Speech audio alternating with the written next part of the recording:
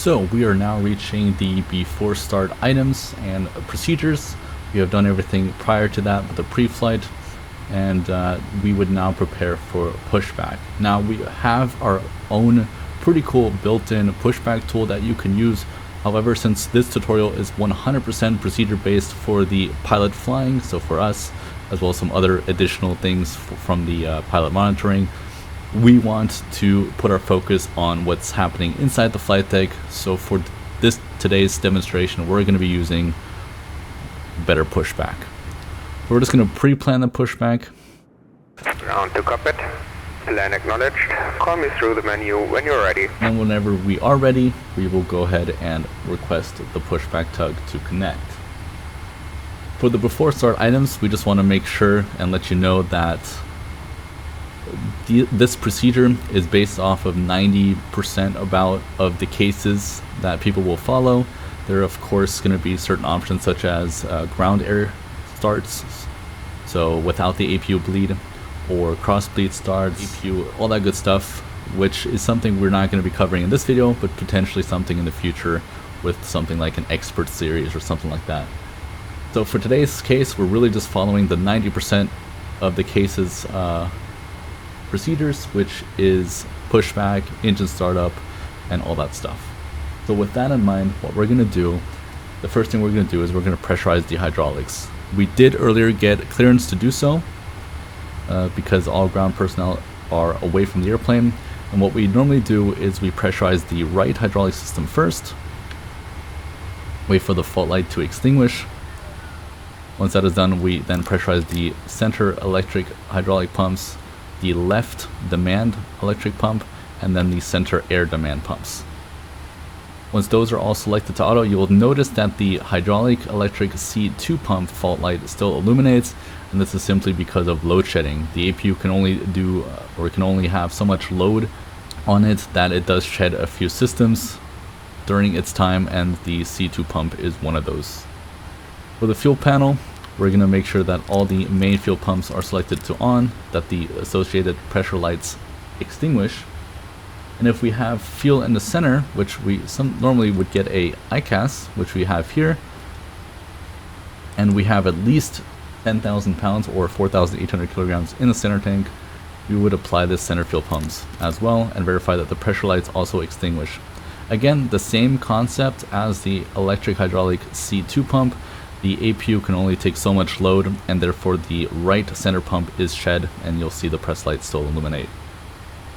We then switch on the beacon light, and also if we had auxiliary fuel pumps and we had auxiliary fuel, we would also switch on that switch as well, which is going to be underneath here, and the panel is going to look a little bit differently. Then after the beacon, we're going to select cancel recall, and we're going to recall any messages here. Normally the two normal options are engine shut down and TCAS off. If that is confirmed, we'll just cancel this one more time, and the captain normally calls out cancel ICAS. And since the hydraulics are pressurized, we can now also apply our pitch trim for takeoff, which is 3.75 units, which I realize I don't have a binding for, so I'm going to use the manual trim, which is not something you would normally do, but we're setting 3.75 units. If we haven't already done so, which we did, we would call the cabin crew to arm all slides at this point, and then we would before start checklist please. And then we would request for the before start checklist. So open it up, and we would do a seatbelt signs are set. Set. Doors and windows are closed and locked. Check. MCP. V2 147, track 176, altitude 4000. Set. Takeoff speeds. V1 139er, BR 142, V2 147. Set. CDU pre-flight. Completed. Completed. Trim. 3.75 units, 0 and 0. Set. Taxi and takeoff briefing. What is completed. Completed. Checklist complete. And then when that is complete, we set the engine page so that we are ready for the engine start. I'm also now ready to connect the tug, so let's go ahead and call to start pushback. On to cockpit. Toes driving up. And then if we needed to, at this point, we're going to request pushback and engine start from ATC. As soon as the tug is connected, I would do that so that you save as much time as possible, since some airports are relatively restrictive in that. And then once we start pushback, we're going to set the transponder to any position we require it. Some have ground radar, so ASDX, for example, where you would require to set the transponder to transmitting. And I think it is a good measure to do this anyways in every airport. So we're just going to set it to X-ponder, so transponder mode, and that should be sufficient for any VATSIM air traffic controller, and so on and so forth. So just like typically from Germany, it has started to rain, which is fine, but we're ready for pushback, and we have gotten our clearance as well, which means we're going to set our transponder to X-ponder. We're going to let our pushback tug know that we're ready to push, and we do that by releasing the parking brake. Starting pushback, and you may start the engines.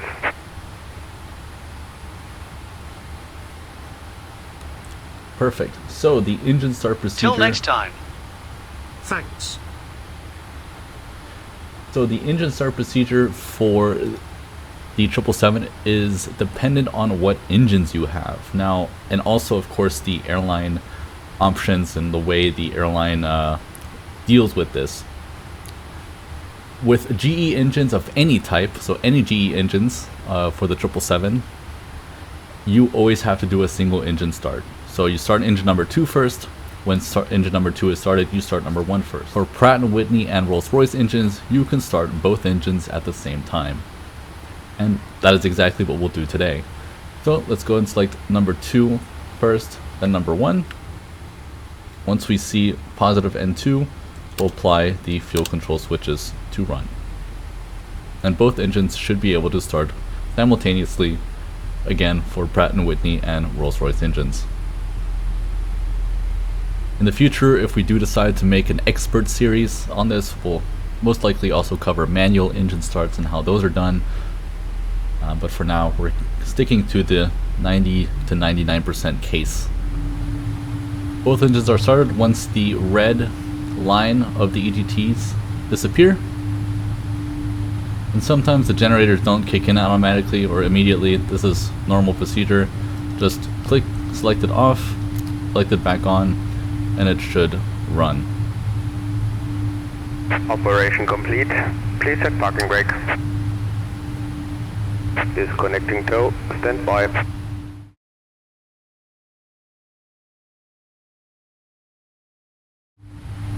So now for the after start procedures. The first thing we're going to do is we're going to go to the overhead and we're going to select the APU switch to off. Now if you were doing an PAX off takeoff, or to be more specifically the APU 2 PAX off takeoff, or the APU 2 pack takeoff, you would leave this on, but we don't require that today. That's an expert thing, so we're going to select it to off. And if we required engine anti-ice, we would select this on as well, which I don't think we'd require today. Our total air temperature is 13 degrees, well above our icing conditions, so we'll leave these on auto. Then if the captain requests it, we would select our flaps to our takeoff position, and the only time you would not do that is if you were planning to de-ice during the taxi out. We're not, so we're going to select flaps 5 and verify flaps 5 is pre-selected and is moving down. We'll also select the flight control page and we'll do the flight control check. So, full up, full down, full left, also verify the spoiler deployment, full right, neutral, and then with the rudder check, normally you would hold with your hand on the nose wheel steering and you would do the rudder check. Let's see if we can do that. So I'm holding down, yes you can. So full left rudder, and you would do very slow inputs, a little bit difficult if you don't have the right rudder pedals. Full right and neutral. This is most important for the 777-300 variants, as they have, of course, more usability, so a bigger lever, so to speak, and the plane will wiggle around if you do it too quickly. So you do need to worry about that, at least in the real life. Then we select the recall push button, and the only thing that should show up is TCAS off. And now here's again where you can choose what you want to do. I like to keep this up as a reminder that my transponder is not yet set, because sometimes this can be forgotten. It happens. The worst thing that can happen is the air traffic controller will let you know, hey, something's up, or you'll notice that TA only is displayed here, or something else, or nothing even, and TCAS stays off. That's the worst case scenario. It's not a bad case, of course, but you want to avoid that, and so I like to keep myself a reminder, and so I don't cancel my recall. I leave this up for later. Then if you wanted your EFB airport map to display, you would use that as well, which we will go ahead and use and utilize. This is something that it would also be used in real life, and you can also open your charts if you wanted to, so the pilot monitoring would probably have his charts open here as well, and you can do all that. Then we'll do the before taxi checklist. Please. Recall. Check. So in what I'm used to is the recall is normally not a sensed item. Checked. Flight controls. Check. So that's not necessarily correct, but that's fine. The flight controls are checked. Checked. Ground equipment. And the ground equipment is clear. Checklist complete. Once that's complete, we can just select the checklist push button again and verify that the lower MFD is blank, as we don't require that anymore. So if for the taxi out, we're simply gonna put on the taxi light, of course, request taxi at this point. And then once we got our taxi clearance, we're gonna set the taxi lights as well as the runway turnoff lights on. Clear right side, clear left side. And then we're gonna select the parking brake to off and start our taxi roll to runway 18.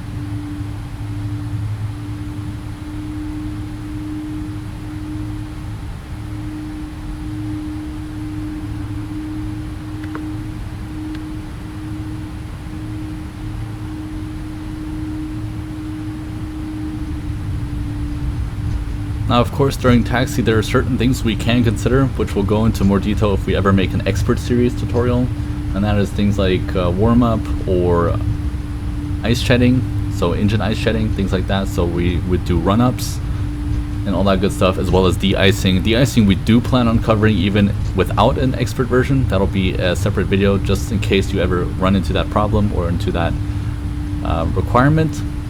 So that is definitely to come, but just those are just some things we would consider here.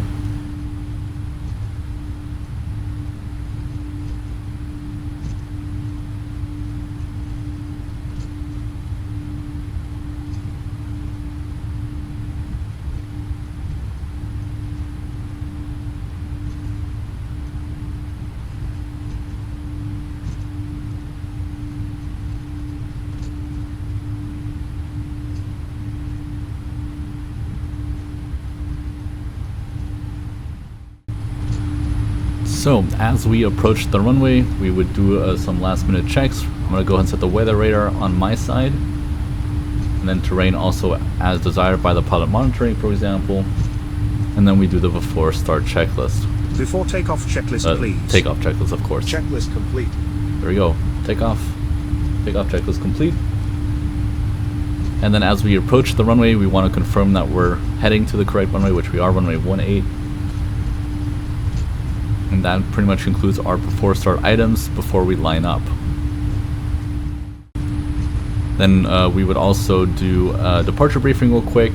So discuss our departure routing, what kind of things we can expect, what happens if we have certain failures, things like that. That's all briefed as well during the taxi.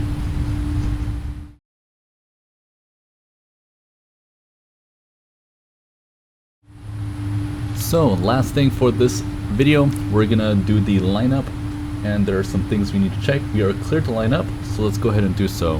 Of course, whenever you're standing, something I did not do here because I knew we're gonna continue very briefly, is normally you would turn off the runway turnoff lights and taxi lights when you're just standing somewhere and not moving.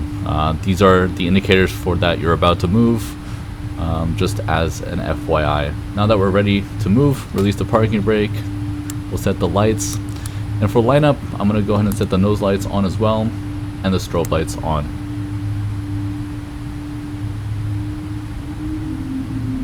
The approach path is clear, runway 18 is not used, and left is clear.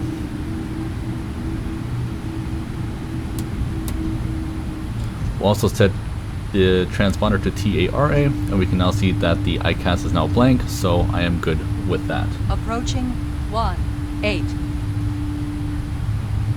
On runway 18. That is confirmed.